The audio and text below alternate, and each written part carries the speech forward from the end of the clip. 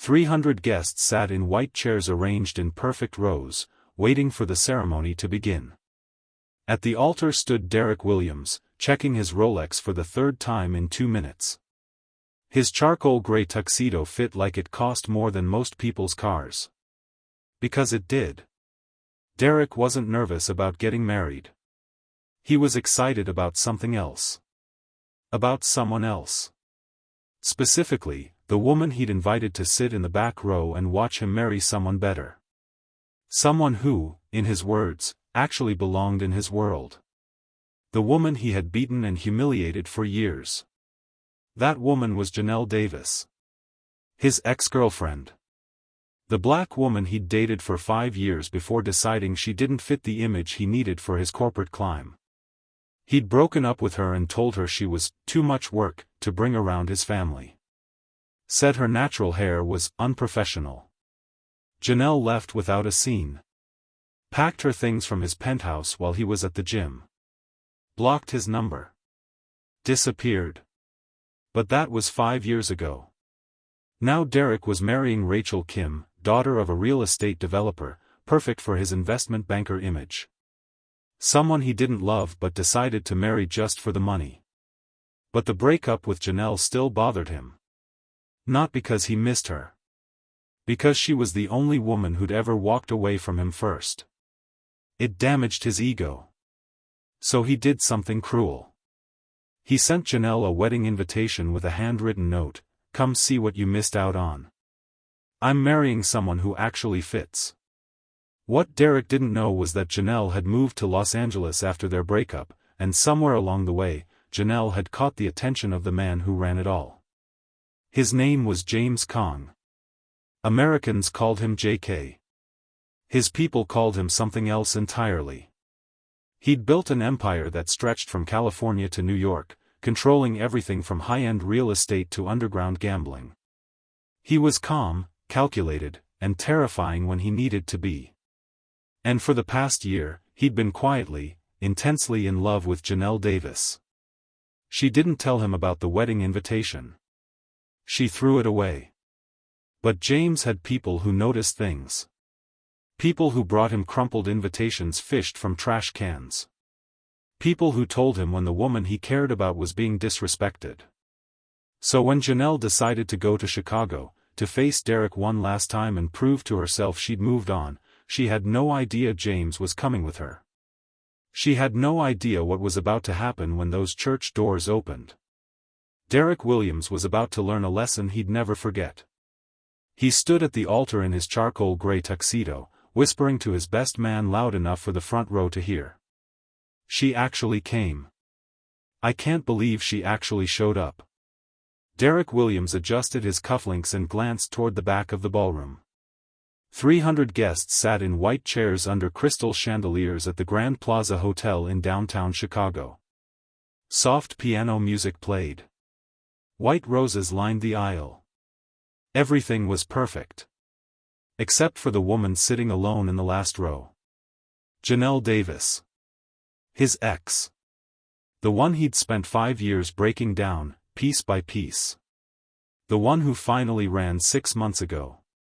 The one he'd invited just to remind her she'd never escape him.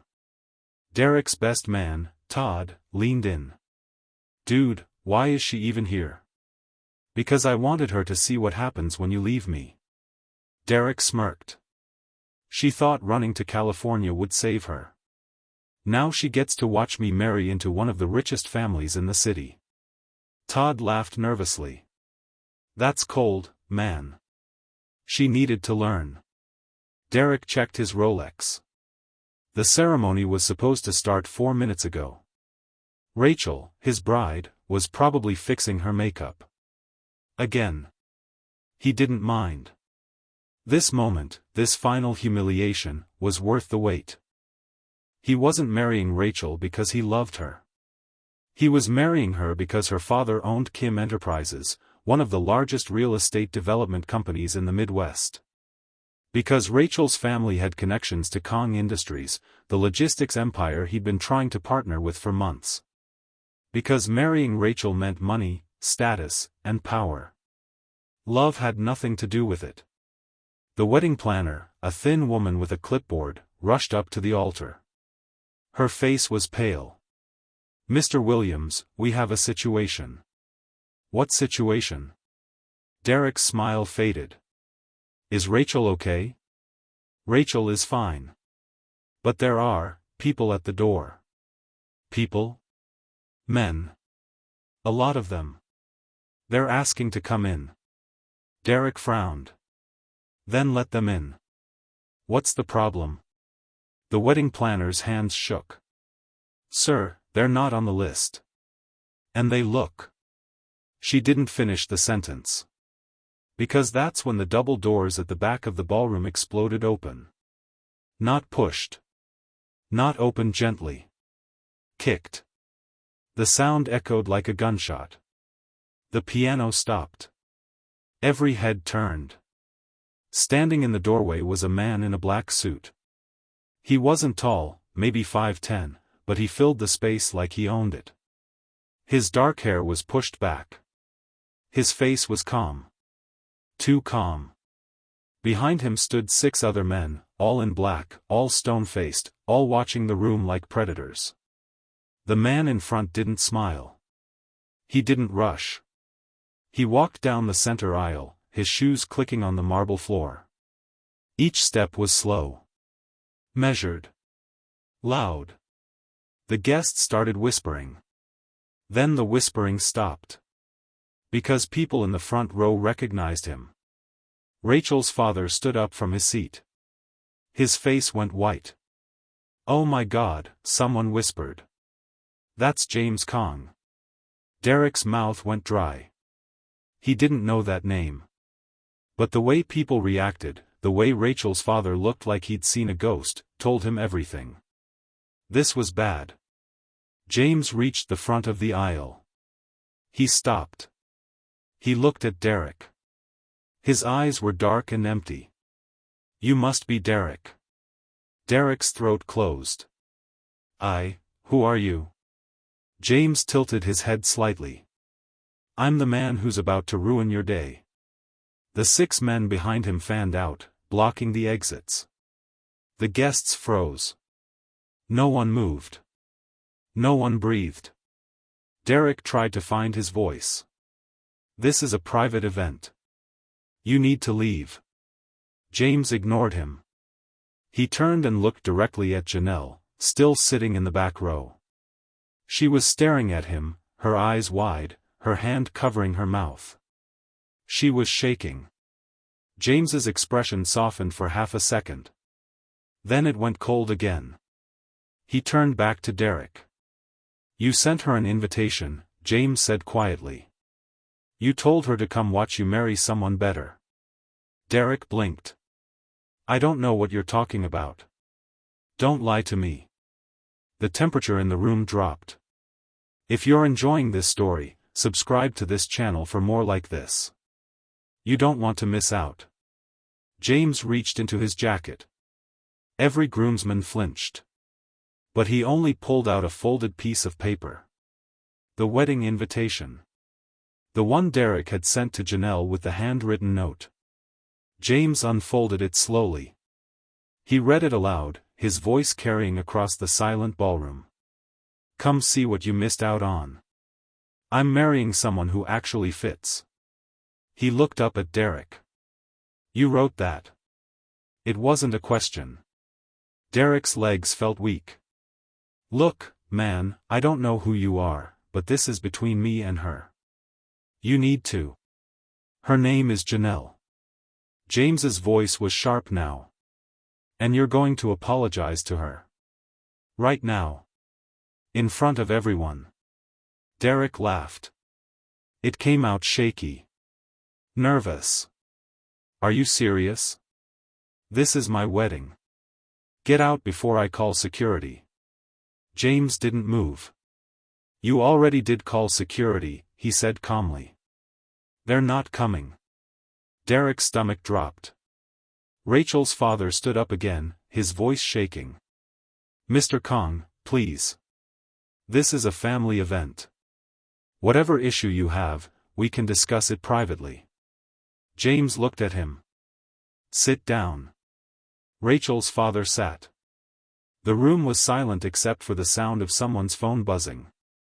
No one answered it. James stepped closer to Derek. Close enough that Derek could see the scar on his jawline. Close enough to smell his cologne. You didn't just humiliate her, James said quietly. You spent 5 years beating her. Controlling her. Breaking her down until she believed she deserved it. Gasps rippled through the crowd. Derek's face went red. That's a lie. Is it? James pulled out his phone. He held up the screen. Because I have hospital records here. 3 separate visits. Broken ribs. Black eyes. A fractured wrist. All from the years she was with you. The room erupted in whispers. Derek's hands were sweating. She's lying. She was clumsy. Don't. James's voice cut through the noise like a blade. Don't stand there and lie about what you did to her. He looked past Derek, toward the doors where Rachel was supposed to enter. And don't stand there and pretend you love the woman you're about to marry. Derek's blood ran cold. James turned to address the entire room. Derek Williams isn't marrying Rachel Kim because he loves her. He's marrying her because her family owns Kim Enterprises. Because he wants access to her father's business connections. Because he sees her as a transaction. Rachel's father stood up again, his face pale. What are you talking about? James looked at him. Ask your future son-in-law about the loan application he filed last month. The one where he listed your company as collateral for his failing investment portfolio. Derek felt the floor tilt beneath him. How did you? I know everything about you, Derek. James stepped closer. I know you're drowning in debt. I know you've been stealing from your clients to keep up appearances. And I know you met Rachel 3 months ago at a networking event and decided she was your ticket out. Todd grabbed Derek's arm. Dude, is this true? Derek didn't answer. James looked at Janelle one more time. She was crying now, but she was standing. She wasn't hiding anymore. He turned back to Derek. You made a mistake inviting her here. Because now everyone knows exactly who you are. And that's when Rachel appeared at the top of the aisle in her white dress, wondering why no one was playing the music. 5 years earlier. Chicago. The apartment was small, but Janelle had tried to make it feel like home. She'd painted the walls a soft yellow. She'd hung curtains she'd sewn herself. She'd put flowers in a vase on the kitchen table. Derek hated the flowers. They smell like a funeral home, he said, walking past the table without looking at her. He dropped his briefcase on the couch and loosened his tie. Janelle was stirring pasta on the stove. I thought they were pretty. You always think stupid things are pretty. She didn't respond. She'd learned not to. They'd been dating for 6 months. In the beginning, Derek had been charming. He'd taken her to nice restaurants. He'd complimented her hair. He'd told her she was different from other women. But after she moved in, things changed. He didn't like her friends. Too loud. Too ghetto. Those were his words. He didn't like her clothes. Too tight. Too attention-seeking. He didn't like the way she laughed. Too much. Too often. So she stopped seeing her friends. She changed her clothes. She learned to laugh quietly. But it was never enough. Dinner's almost ready, Janelle said, keeping her voice light. Derek walked into the kitchen. He looked at the pot on the stove. Pasta again? You said you liked pasta. I said I liked it once. That doesn't mean I want it every night. I can make something else. Forget it. Derek pulled a beer from the fridge. I'll just order something. Janelle turned off the stove. Her hands were shaking. Are you mad at me? She asked quietly. Derek looked at her. Why would I be mad? I don't know. You just seem. Seem what? Upset. Derek's jaw tightened. Maybe I'm upset because I work all day and come home to a girlfriend who can't even cook a decent meal. Janelle's chest tightened. I'm sorry. You're always sorry. Derek set the beer down. He stepped closer. But you never actually change. I'm trying. Not hard enough. He grabbed her wrist. Not hard enough to hurt. Not yet. But hard enough to make her freeze. Look at me, Derek said. Janelle looked up. If you want this to work, Derek continued, his voice low and steady, you need to stop being so sensitive. You need to stop making everything about you. You need to start thinking about what I need.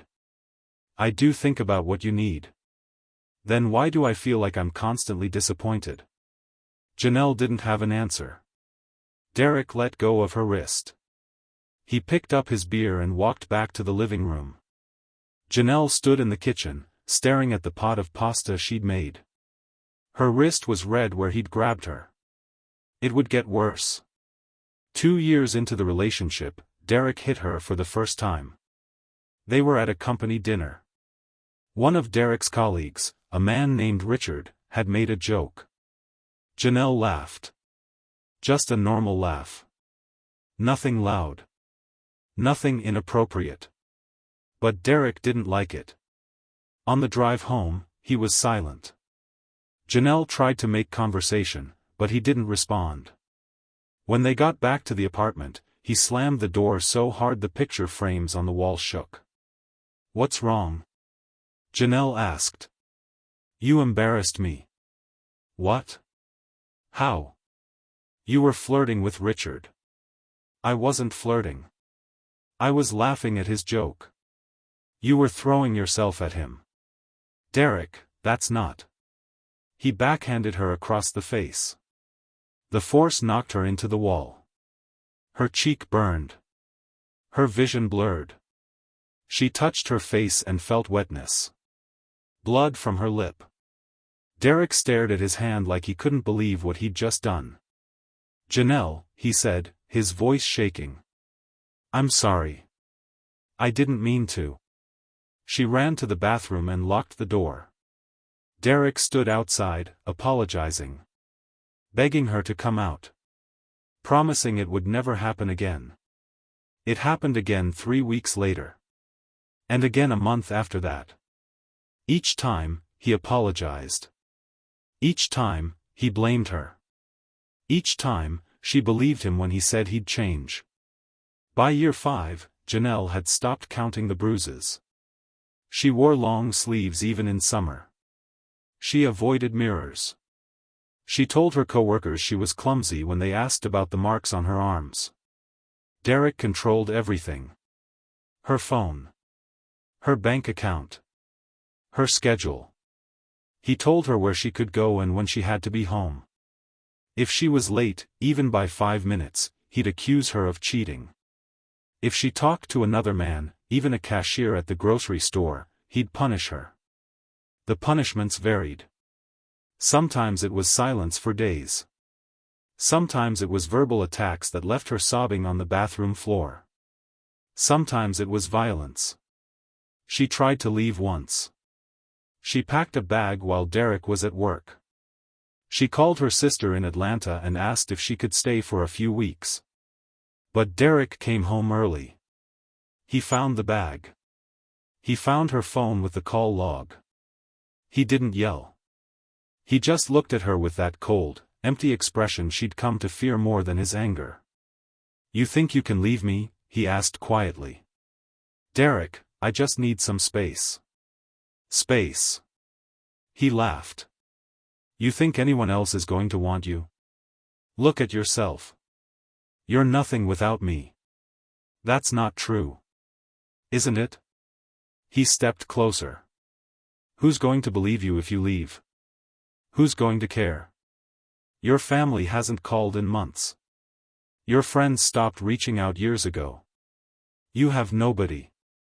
Janelle's throat burned. Because he was right. She'd pushed everyone away. Or he'd pushed them away for her. She unpacked the bag. She stayed. 6 months ago, everything changed. Derek came home drunk from a work event.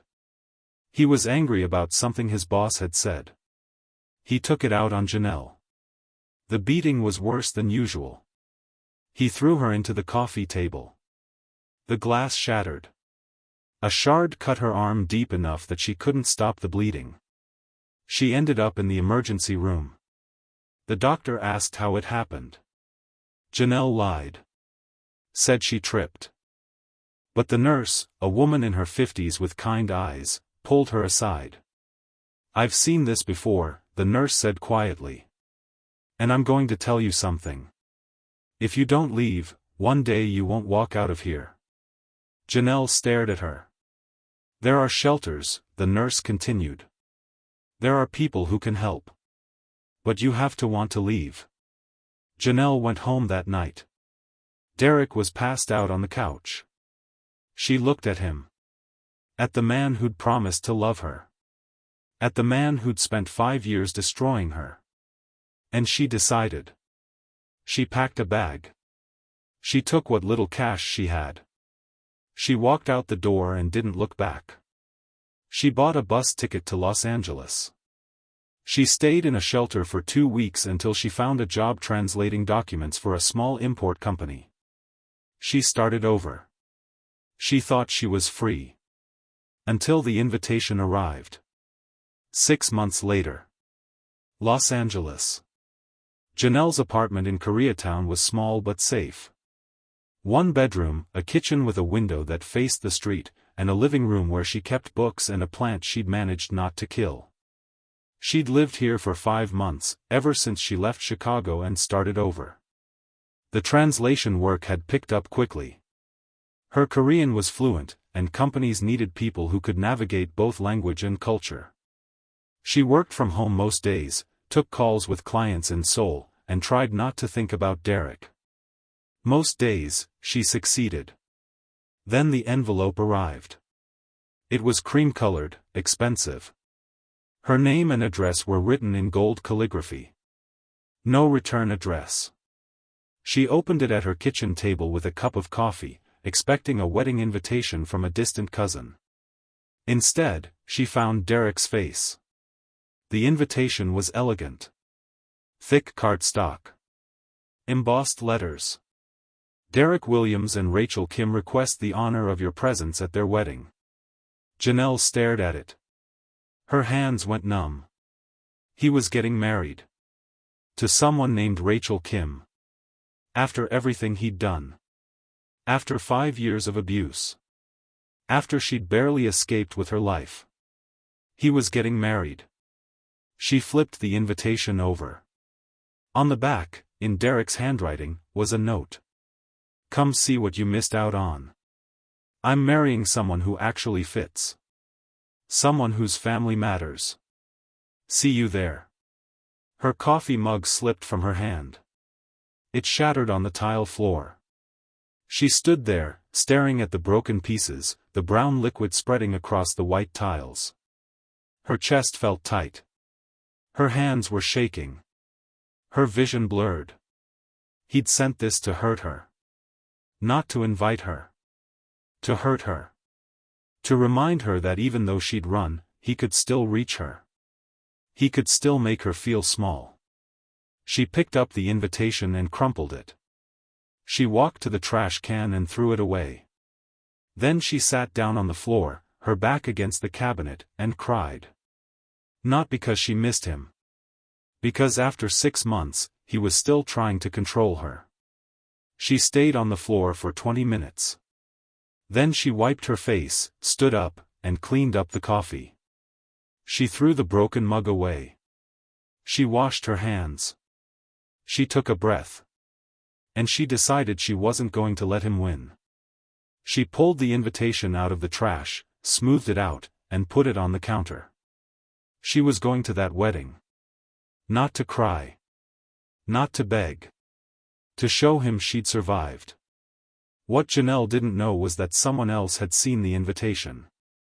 James Kong had a habit of noticing things. It came with the job. When you ran an organization that moved money, goods, and people across state lines, you paid attention to details. You noticed when someone you cared about was upset. You noticed when they threw something away and then pulled it back out. James had been in Janelle's life for 8 months. She'd started translating documents for one of his companies, a luxury import business that brought furniture and art from Seoul to Los Angeles. The work was legal. The company was clean. But James wasn't. He'd built an empire that existed in the shadows. Real estate. Logistics. Investments. Some of it legitimate. Some of it not. He had connections in every major city, friends in high places and low ones. He was careful. Calculated. And he never let anyone close. Until Janelle. He liked her immediately. She was smart. Direct. She didn't ask questions she didn't need answers to.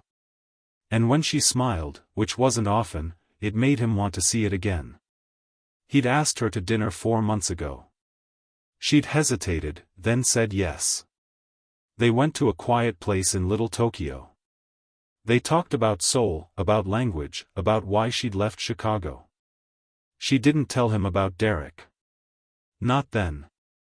But James had people who found things out. By the second date, he knew Derek's full name, his job, his address. He knew Derek had a history of complaints filed against him by ex-girlfriends. Complaints that mysteriously disappeared. He knew Janelle had been hospitalized 3 times during their relationship. James didn't bring it up. He let Janelle tell him when she was ready. She never did. So when James stopped by her apartment that evening and saw the crumpled invitation on the counter, he didn't ask permission. He picked it up. He read it. His jaw tightened. Janelle came out of the bedroom, saw him holding the invitation, and froze. James, when did this come? His voice was calm. Too calm. This afternoon. And you were going to tell me? I wasn't going to go. But you kept it. Janelle crossed her arms. I thought about going. Just to prove I'm okay. But I'm not going. It's not worth it. James folded the invitation and put it in his pocket. What are you doing? Janelle asked. We're going. What? No.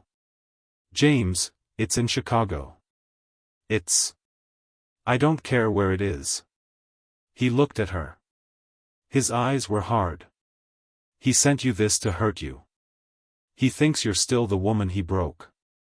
He thinks you're alone. I am alone. No, James said quietly. You're not. Janelle's throat tightened. We're going to Chicago, James continued.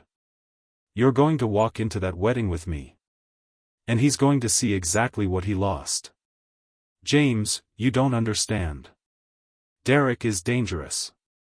If he sees me with someone, then he'll learn what happens when he threatens people I care about. Janelle stared at him. At this man who'd walked into her life 8 months ago and refused to leave. Who listened when she talked. Who never raised his voice. Who looked at her like she mattered. Why are you doing this? She whispered. James stepped closer. Because no one should have to face their abuser alone.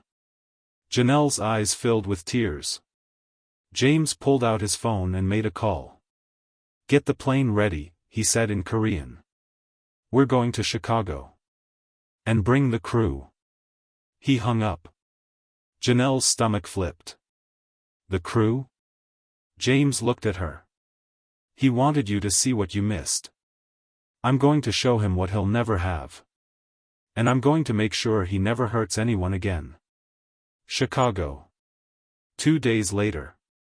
The private jet landed at a small airstrip outside the city just after noon. Janelle had never been on a private plane before. She'd expected it to feel exciting. Instead, it felt surreal. Like she'd stepped into someone else's life. James sat across from her, working on his phone. He'd been quiet for most of the flight. Not cold, just focused. He made calls in Korean, his voice low and sharp. She caught pieces of it. Instructions. Names. Numbers. She didn't ask what it was about. When they landed, a black SUV was waiting on the tarmac. The driver opened the door. James got in first, then offered his hand to help Janelle. She took it. They drove into the city in silence. Janelle watched the buildings pass, the streets she used to walk, the life she used to have. It felt smaller now. Darker. Where are we staying? She asked. The peninsula. She blinked. That's expensive. James glanced at her. Is that a problem? No. I can pay for my own room. You're not paying for anything. James. Janelle. He looked at her. Let me do this. She closed her mouth and nodded. The Peninsula Hotel was in the heart of downtown, all glass and elegance. The staff moved quickly when James walked in, like they knew who he was. Maybe they did. Janelle didn't ask. Their rooms were on the top floor. Connecting suites. Janelle's had a view of the lake. She stood at the window, staring at the water, trying to steady her breathing. This was real. She was really doing this. There was a knock on the connecting door. James didn't wait for an answer. He walked in, his jacket off, his sleeves rolled up. The wedding is tomorrow at 6, he said. We'll leave at 5:30. Janelle turned. You don't have to come inside. You can just wait outside. James raised an eyebrow. You think I flew to Chicago to wait outside? I just don't want you to feel like you have to. Janelle. He stepped closer. I'm walking in with you. I'm standing next to you. And if he says one word to you, one word that makes you feel the way you felt when you read that invitation, I'm going to make sure he regrets it. Her heart pounded. James, I don't want you to do anything that'll get you in trouble. He smiled. It wasn't comforting. I won't get in trouble. How can you be sure? Because I'm very good at what I do. Before she could respond, his phone rang. He answered in Korean, his voice clipped. He listened, nodded, then hung up. My people are here, he said. Your people? The crew I told you about. They're downstairs. Janelle's stomach twisted. How many people? 6. 6. James, this is a wedding, not. I know what it is. His voice was calm. Final. Derek spent 5 years making you feel powerless. Tomorrow, you're walking in there with people who'll make sure that never happens again. Janelle stared at him. You're scaring me a little. James's expression softened. He stepped closer, close enough that she could smell his cologne. I'm not going to hurt anyone, he said quietly. But I'm not going to let him hurt you either. Not ever again. She wanted to argue. She wanted to tell him this was too much. But the truth was, she felt safer knowing he'd be there. Knowing she wouldn't be alone in that room. Okay, she whispered. James nodded. He reached out and brushed a strand of hair from her face. His touch was gentle. Careful. Nothing like Derek's.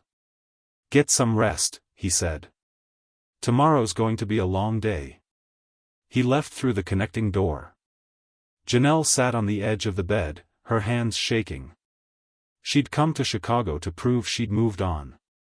But now she realized something else. Derek was about to find out exactly who she'd moved on with. Janelle stood in front of the mirror in her hotel room, adjusting the strap of her dress. It was navy blue, simple, elegant. She'd bought it in LA specifically for this. She wanted to look strong. Not broken. Not like the woman Derek had spent 5 years tearing down. Her hands were shaking. She took a breath and checked her phone. No messages. No missed calls. Just the time. 5:03 p.m. The wedding started at 6. They were leaving in 30 minutes. There was a knock on the connecting door. "Come in," she called. James walked in, and she forgot how to breathe. He wore a black suit, tailored perfectly, with a black shirt underneath. No tie. His hair was pushed back. He looked like he'd walked off a movie screen. But it wasn't the suit that made her chest tighten. It was the way he looked at her. Like she was the only person in the world. "You look beautiful," he said. Janelle's cheeks warmed. "Thanks. You look good too." He smiled. A real one this time. "You ready?" he asked. "No." "Good. That means you're human." She laughed, and it helped. James walked over and took her hand. "Listen to me. When we walk in there, you don't owe him anything. Not a word. Not a look. Nothing. You're there because you decided to be. Not because he invited you." Janelle nodded. "And if you want to leave at any point," James continued, "we leave. No questions. Okay." He squeezed her hand. "Let's go." They took the elevator down to the lobby. The 6 men James had mentioned were waiting by the entrance. They all wore black suits. They all looked like they could end someone without breaking a sweat. Janelle's stomach dropped. "James. They're just here to make sure no one bothers you," he said calmly. "This is a wedding, not a—" "I know." His tone left no room for argument. They got into the SUV. The crew followed in a second vehicle. The drive to the Grand Plaza Hotel took 15 minutes. Janelle's heart pounded the entire time. She kept thinking about turning around. About telling James this was a mistake. But every time she opened her mouth, he glanced at her, and she closed it again. They pulled up to the hotel at 5:45 p.m. The front entrance was decorated with white flowers and silk drapes. Guests in expensive clothes walked through the glass doors, laughing and taking pictures. James got out first. He came around and opened Janelle's door, offering his hand. She took it. They walked toward the entrance together. The crew followed a few steps behind, silent and stone-faced. People stared. Janelle felt their eyes. Felt the whispers. But James didn't react. He kept walking, his hand on the small of her back, steady and sure. Inside, the ballroom was enormous. Crystal chandeliers. White chairs arranged in perfect rows. A string quartet playing soft music. It looked like something out of a movie. Janelle spotted Derek immediately. He was at the front, standing near the altar, talking to his groomsmen. He wore a charcoal gray tuxedo and a smile that made her stomach turn. He looked exactly the same. Same haircut. Same arrogant posture. Same dead eyes. Then he saw her. His smile faltered. His eyes went from her face to James, then to the 6 men standing behind them. Janelle watched the color drain from his face. James leaned down and whispered in her ear. "Where do you want to sit?" "Back row," she said quietly. "No." His voice was firm. "Front row." "James." "Front row." He guided her down the side aisle, past the whispering guests, past the confused ushers, straight to the front. He stopped at the second row, right behind where Rachel's family was sitting. He gestured to the seat. "After you." Janelle sat. Her hands were trembling. James sat next to her. The crew stood at the back of the aisle, arms crossed, watching. The whispers got louder. Someone gasped. Rachel's father, sitting in the front row, turned around. His face went pale when he saw James. "Mr. Kong," he said, his voice shaking. "I didn't know you were coming." James didn't smile. "I wasn't invited." "I see." Rachel's father turned back around quickly. At the altar, Derek was staring at Janelle. His face was red. He said something to his best man, then started walking toward her. James stood up. Derek stopped. "Sit down," James said calmly. Derek blinked. "This is my wedding. Who the hell do you think?" "Sit down." The ballroom went silent. Derek looked at his groomsmen. None of them moved. He looked at the guests. No one helped him. He looked back at James. And he sat down. Janelle's heart was pounding so hard she thought it would burst out of her chest. The music started again. The ceremony was beginning. But Derek kept looking back at her. At James. At the men in black standing at the back. And Janelle realized something. This wasn't just her showing up to prove she'd moved on. This was war. And James had just fired the first shot. The string quartet played softly as Rachel appeared at the top of the aisle in her white dress. She looked beautiful. Perfect hair. Perfect makeup. Perfect smile. Everything Derek had told Janelle she could never be. The guests stood. Everyone except James. He stayed seated, his eyes locked on Derek at the altar. Janelle stood because it felt wrong not to. She watched Rachel walk down the aisle, her father's arm linked with hers. Rachel's smile was wide, genuine. She had no idea what was about to happen. When Rachel reached the altar, her father kissed her cheek and sat down. Derek took her hands. The officiant, a man in his 60s with a kind face, opened his book. "Dearly beloved," he began. James stood up. The officiant stopped mid-sentence. Every head turned. James didn't rush. He buttoned his jacket, adjusted his cuffs, and stepped into the aisle. His shoes clicked on the marble floor as he walked toward the altar. "Excuse me," the officiant said, his voice shaking. "Sir, the ceremony has started." James didn't respond. He kept walking. Derek's face went from red to white. "What are you doing?" James stopped 3 feet from the altar. He looked at Rachel, then at Derek. "I'm sorry to interrupt," James said. His voice was calm, polite even. "But I think there's something everyone here should know before this goes any further." Rachel blinked. "I'm sorry, who are you?" "My name is James Kong." He glanced at her father in the front row. "Your father knows who I am."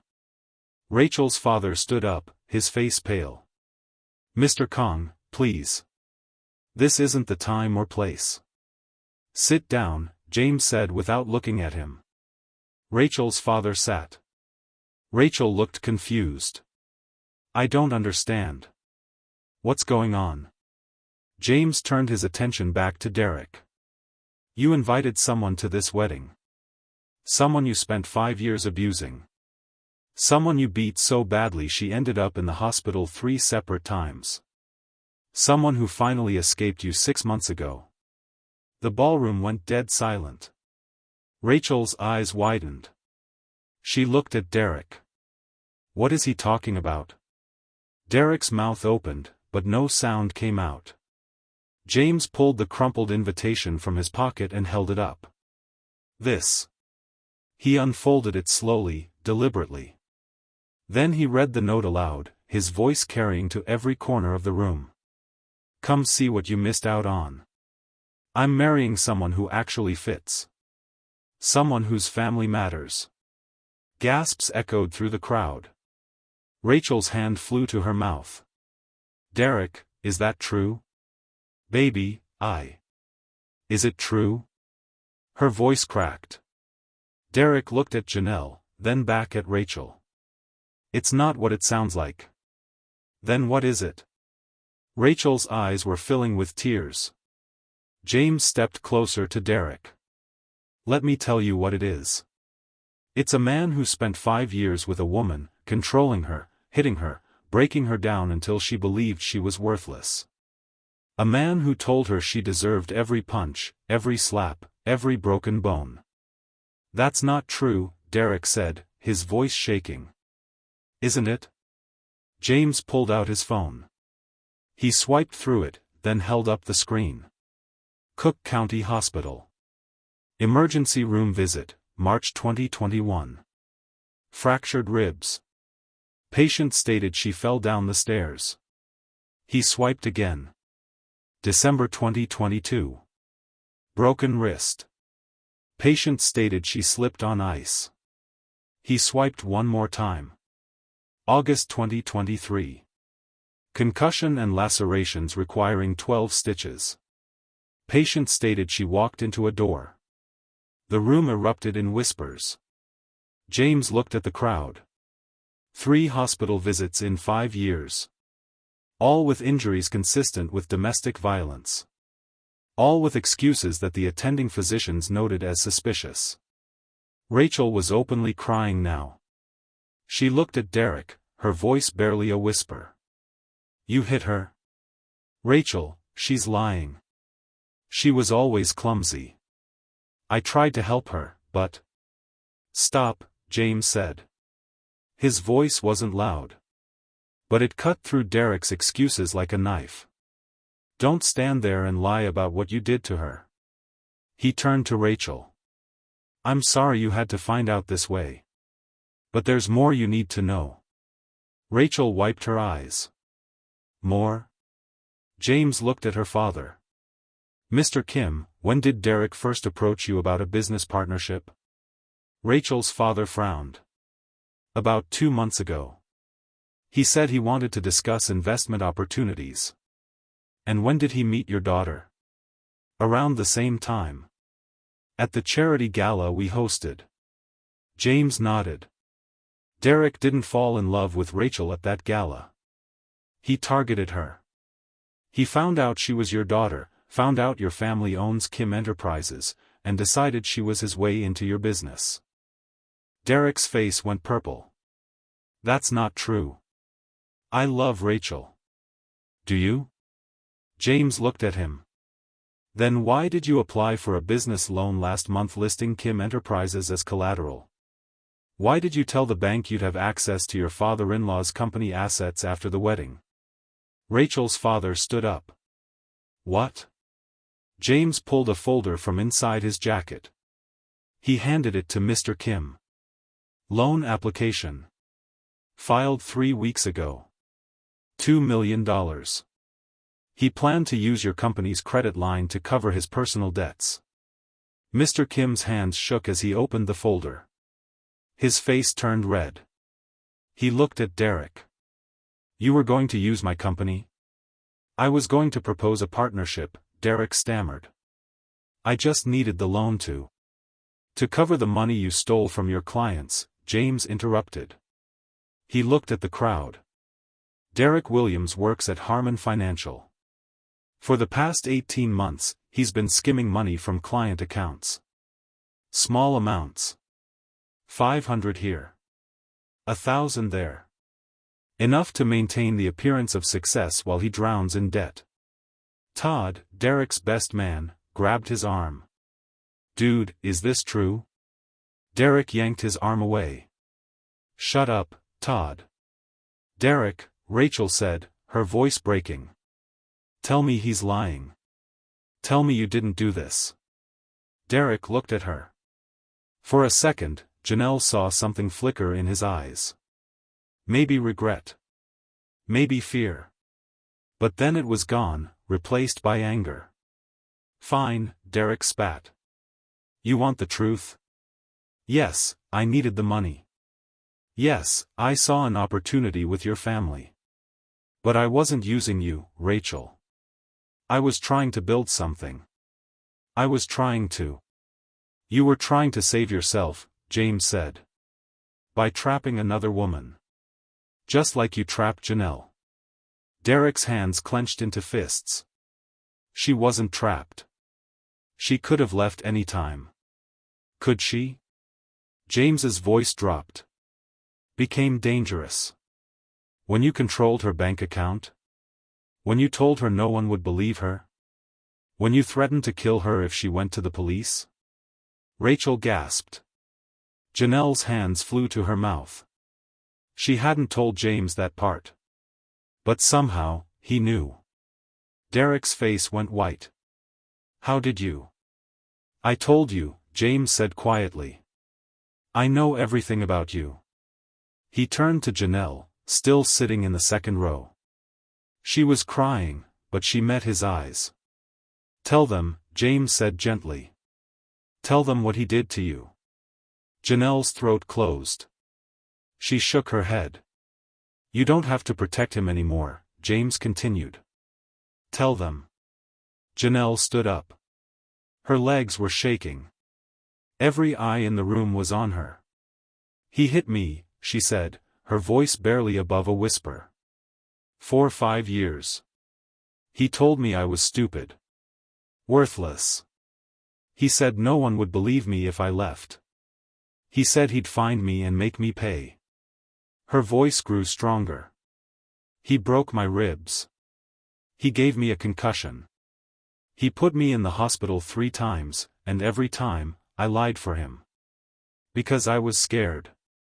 Because he told me it was my fault. Because I thought I deserved it. She looked at Derek. But I didn't deserve it.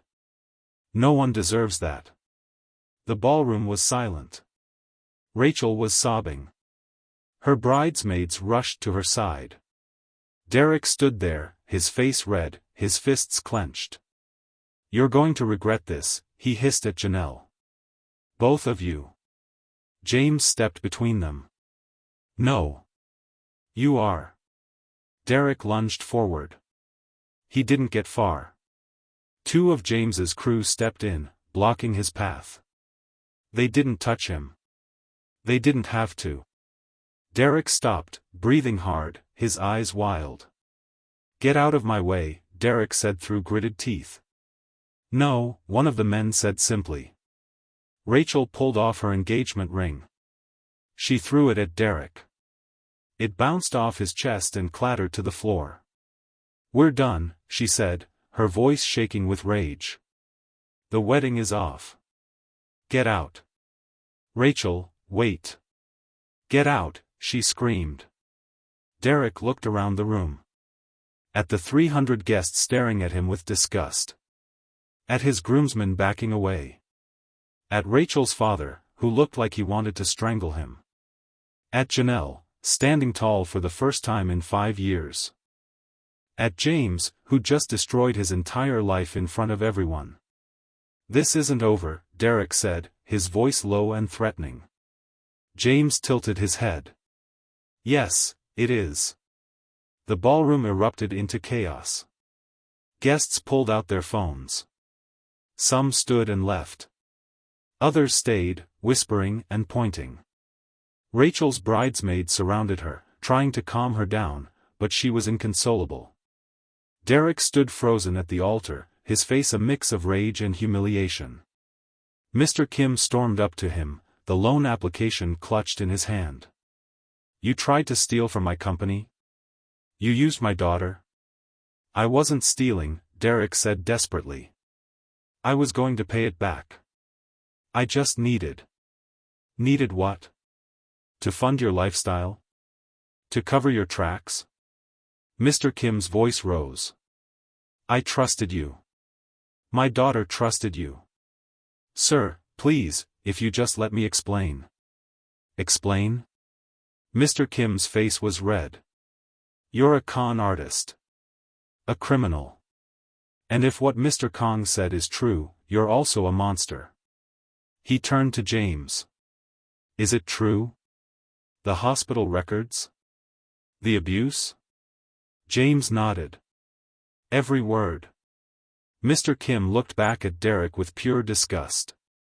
Get out of my sight. And if you ever come near my family again, I'll make sure you regret it. Derek's jaw clenched. He looked past Mr. Kim, straight at Janelle. This is your fault. You couldn't just let me move on. You had to come here and ruin everything. Janelle flinched. James moved in front of her immediately. Say one more word to her. I dare you. Derek's hands shook. You don't scare me. I should. James stepped closer. Close enough that only Derek could hear. Because I know where you live. I know where you work. I know every move you make. And if you ever contact her again, if you ever even think about her, I will make sure the rest of your life is spent looking over your shoulder. Derek tried to hold his ground, but his legs betrayed him. He stumbled back. Todd grabbed his arm. Dude, we need to go. Now. Get off me, Derek snapped. But he let Todd pull him toward the side exit. As they reached the door, Derek turned back one last time. His eyes found Janelle's. For a moment, she saw the man she'd once loved. The man who'd promised to protect her. But that man had never really existed. You're going to pay for this, Derek said. Then he was gone. The ballroom slowly emptied. Guests filtered out, their phones already buzzing with texts and calls. The wedding planner stood in the corner, looking shell-shocked. The string quartet had long since packed up and left. Rachel sat in the front row, still in her wedding dress, her face buried in her hands. Her mother sat beside her, rubbing her back. Janelle didn't know what to do. Part of her wanted to leave. Part of her felt guilty for destroying Rachel's wedding. But before she could move, Rachel stood up and walked over to her. Janelle's breath caught. Rachel's eyes were red and swollen. Mascara streaked her cheeks. But when she looked at Janelle, there was no anger. Only sadness. I'm sorry, Rachel said, her voice hoarse. Janelle blinked. You're sorry? Rachel, I didn't know. I swear, I didn't know what he did to you. Rachel's voice broke. If I had known, I never would have. It's not your fault. But I was going to marry him. I was going to. Rachel couldn't finish. She covered her face with her hands and sobbed. Janelle reached out and touched her arm. He fooled both of us. Rachel looked up. How did you survive it? 5 years of that, how did you get out? I almost didn't. Janelle's throat tightened. But I realized that staying would kill me. So I left. And I didn't look back. Rachel wiped her eyes. Thank you. For coming here. For telling the truth. You saved me from making the worst mistake of my life. I didn't do it alone, Janelle said, glancing at James. Rachel followed her gaze. She looked at James for a long moment, then back at Janelle. He loves you. You can see it. Janelle's heart skipped. We're not, we're just. Whatever you are, Rachel said softly, don't let him go. Men like that don't come around often. Before Janelle could respond, Rachel's father approached. He looked at James. Mr. Kong, I owe you an apology. And my thanks. James shook his head. You don't owe me anything. Yes, I do. You saved my daughter. Mr. Kim extended his hand. If there's ever anything I can do for you, anything at all, you have my word. James shook his hand. Just make sure Derek never comes near your family again. I'll make sure of it. Mr. Kim's voice was hard. I have lawyers. I have investigators. And I have friends who can make his life very difficult. James nodded. Good. Mr. Kim turned to Janelle. I'm sorry for what you went through. And I'm grateful you had the courage to speak up. Janelle didn't know what to say. She just nodded. As Mr. Kim walked away with Rachel, James took Janelle's hand. "Let's go," he said quietly. They walked out of the ballroom together, the crew following behind them. As they stepped into the hotel lobby, Janelle's phone buzzed. It was a text from an unknown number. "You think you won? This isn't over. I'm going to make you both pay." Janelle showed James the message. His jaw tightened. He pulled out his own phone and made a call. "It's me," he said in Korean. "I need you to track a number. And I need eyes on Derek Williams. 24/7. If he so much as looks in her direction, I want to know." He hung up and looked at Janelle. "He's not going to stop, is he?" she asked. "No," James said. "But neither am I." That night. The Peninsula Hotel. 10 p.m. Janelle sat on the couch in her suite, staring at her phone. It had been buzzing non-stop for the past 4 hours. Text messages. Missed calls. Voicemails from numbers she didn't recognize. Everyone wanted to know what happened. She didn't answer any of them. James was in his suite, separated only by the connecting door. She could hear him on the phone, speaking in Korean, his voice low and controlled. He'd been making calls since they got back. Her phone buzzed again. This time, it was a video someone had posted online. The caption read, "Wedding crashed by Mafia boss." Janelle's stomach dropped. She clicked on it. The video was shaky, filmed from the middle of the ballroom. You could see James standing at the altar, holding up the invitation. You could hear his voice. "You spent 5 years beating her. Controlling her. Breaking her down." The video had 200,000 views. Janelle scrolled through the comments, her hands shaking. "Holy shit, this is insane. Who is James Kong? Derek Williams deserves everything he gets. That poor bride. Is that really hospital records he showed? This is the most gangster thing I've ever seen." Janelle put the phone down and buried her face in her hands. There was a knock on the connecting door. "Come in," she called. James walked in, his jacket off, his sleeves rolled up. He looked tired but alert. "You okay?" he asked. "There's a video," Janelle said. "Of you. At the wedding. It's everywhere." James sat down next to her. "I know. You know? My people told me 2 hours ago. And you're not worried?" "No. James, people are going to see this. People are going to ask questions about who you are. What you do. Let them." Janelle stared at him. "You're not concerned at all? About a video of me telling the truth?" James shook his head. "No. But what if it affects your business? What if people start digging into?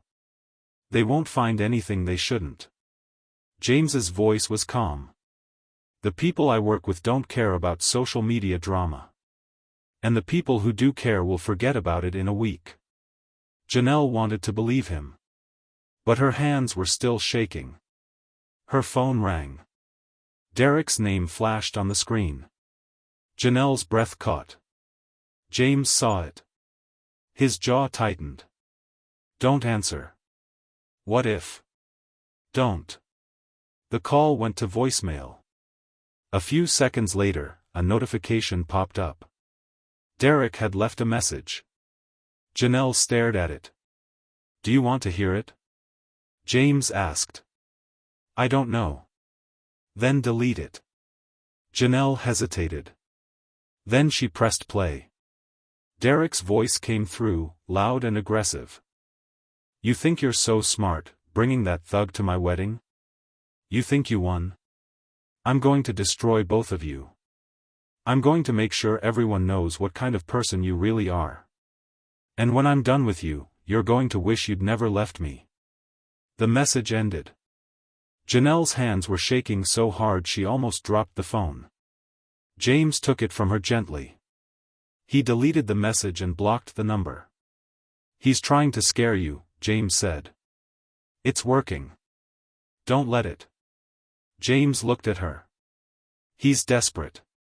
He knows his life is falling apart, and he's lashing out. But he can't hurt you. Not anymore. How do you know? Because I won't let him. Janelle looked at him. At this man who'd walked into her life 8 months ago and changed everything. Who'd flown across the country to stand up for her. Who'd faced down her abuser without hesitation. "Why are you doing this?" she whispered. "Why do you care so much?" James was quiet for a long moment. Then he said, "Because I know what it's like to feel powerless.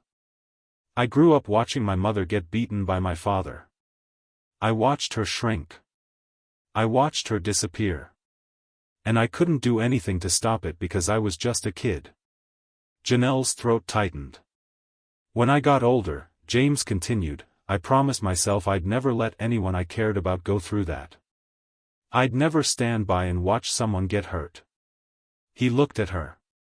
"So when I found out what Derek did to you, there was no question. I was going to stop him. But you barely knew me. I knew enough." James reached out and took her hand. "I knew you were kind. I knew you were smart. I knew you deserved better than what he gave you." Janelle's eyes filled with tears. "No one's ever stood up for me like that before. They should have." She leaned forward and wrapped her arms around him. James held her, his hand gently stroking her hair. "Thank you," she whispered against his chest. "You don't have to thank me." "Yes, I do." They stayed like that for a long time. Janelle felt safe for the first time in years. Not because James was dangerous. But because he made her feel protected without making her feel controlled. When she finally pulled back, she looked at him. Really looked at him. "I was so afraid to trust anyone after Derek," she said. "I thought all men were like him. But you're not." "No," James said. "I'm not. You're kind. You're patient. You never push me. Because you've been pushed enough." Janelle's heart ached. "I think I'm falling in love with you." James's eyes softened. "I know I'm already in love with you." She kissed him. It was soft at first. Gentle. But then it deepened, and Janelle felt something she hadn't felt in years. Hope. When they pulled apart, James rested his forehead against hers. "Stay with me tonight," he said quietly. "Not because I'm asking. But because you want to." "I want to," Janelle whispered. They moved to the bedroom. And for the first time in 5 years, Janelle felt safe in someone's arms. The next morning. 8 a.m. Janelle woke up to sunlight streaming through the hotel windows. For a second, she forgot where she was. Then she felt James's arm around her waist and remembered. She turned to look at him. He was awake, watching her. "Morning," he said softly. "Morning." She smiled. "Have you been awake long?" "A little while." "You should have woken me up. You needed to sleep." Janelle's phone buzzed on the nightstand. She reached for it, but James caught her hand. "Whatever it is can wait," he said. But Janelle had already seen the notification. It was an email from Harmon Financial, Derek's company. She opened it. Company-wide announcement, effective immediately, Derek Williams has been terminated for cause pending a criminal investigation into financial misconduct. Janelle's breath caught. "James." He leaned over and read the email. "Good. You did this." "I made some calls." "When?" "Last night. After you fell asleep." Janelle stared at him. "What did you do?" "I sent the evidence of his embezzlement to the SEC. And to his company's board of directors. And to a few journalists I know. James. He threatened you, James said, his voice hard. He called you. He left that message. He broke the only rule I gave him. So you destroyed his career. Yes. Janelle didn't know how to feel. Part of her felt guilty. Part of her felt vindicated. Her phone buzzed again. This time, it was a news alert. Chicago investment banker arrested on fraud charges. Derek Williams faces up to 10 years in prison. There was a photo of Derek being led out of his apartment in handcuffs. He looked smaller than she remembered. Defeated. They arrested him, Janelle whispered. James nodded. The police found more than just embezzlement. They found evidence of money laundering. Tax evasion. Fraud. How did they find all that? Because I made sure they knew where to look. Janelle put the phone down. What's going to happen to him? He'll be prosecuted. If they find what I think they'll find, he'll go to prison for a long time. And the abuse charges? James was quiet for a moment. That's up to you. What do you mean? The hospital records I showed at the wedding. I can give them to the police. They can reopen an investigation into domestic violence. But only if you're willing to testify. Janelle's stomach churned. I don't know if I can do that. You don't have to decide now. James took her hand. But I want you to know that if you want to press charges, I'll be there. Every step of the way. Janelle nodded, her throat tight. Her phone rang. This time, it was Rachel. Janelle answered hesitantly. Hello? Janelle, it's Rachel. Her voice was steadier than yesterday. I saw the news. About Derek. Yeah. Me too. My father called the police last night. He gave them everything he had on Derek's loan application. The forged documents. The false statements. Rachel paused. I hope you don't mind. Mind? Rachel, you helped put him away. Good. Rachel's voice hardened. He deserves it. And Janelle? I've been thinking about what you said. About how you survived. And I realized something. What? If you hadn't come to that wedding, if you hadn't told the truth, I would have married him. And eventually, he would have done to me what he did to you. Janelle's eyes filled with tears. So thank you, Rachel continued. For being brave enough to speak up. You saved me. You don't have to thank me. Yes, I do. Rachel's voice softened. Take care of yourself, Janelle. And hold on to James. He's one of the good ones. I will. Rachel hung up. Janelle put the phone down and looked at James. She thanked me. Rachel thanked me for ruining her wedding. You didn't ruin it, James said. You saved her from making a terrible mistake. Janelle leaned against him, and he wrapped his arms around her. What happens now? She asked. Now we go home. To LA? If that's where you want to be. Janelle thought about it. She thought about her small apartment in Koreatown. About the life she'd built from nothing. About the future she'd been too scared to imagine. I want to be wherever you are, she said. James smiled. Then come live with me. James. I'm serious. Move in with me. My house has enough space for your things. You can set up a studio if you want. Paint again. Janelle's heart ached. Derek had forbidden her from painting. Said it was a waste of time. Said she wasn't good enough. I haven't painted in 5 years, she whispered. Then it's time to start again. Janelle looked at him. At this man who'd given her back her voice. Her strength. Her hope. Okay, she said. I'll move in with you. James kissed her forehead.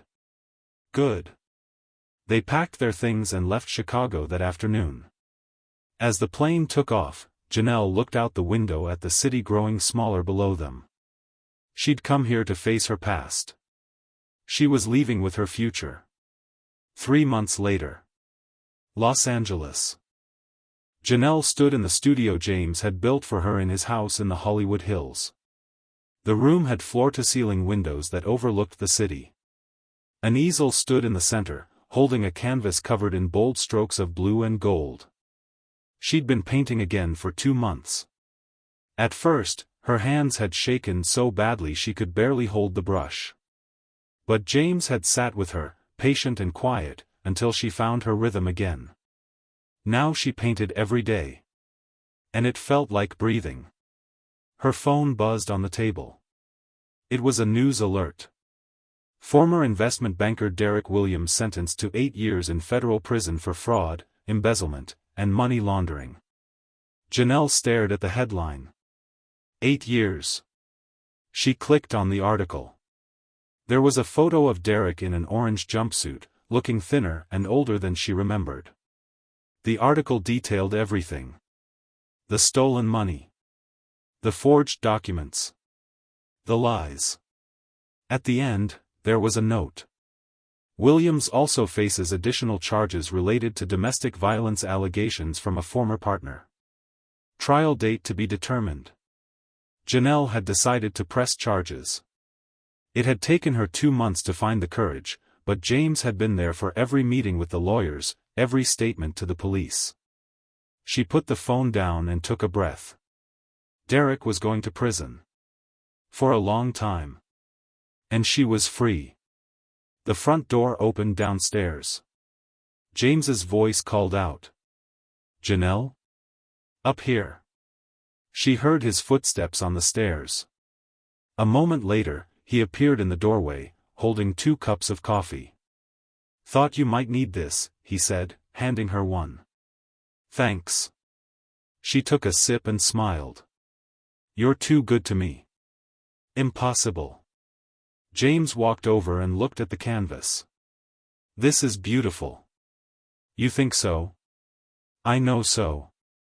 Janelle set her coffee down and wrapped her arms around him. I got the news alert. About Derek's sentencing.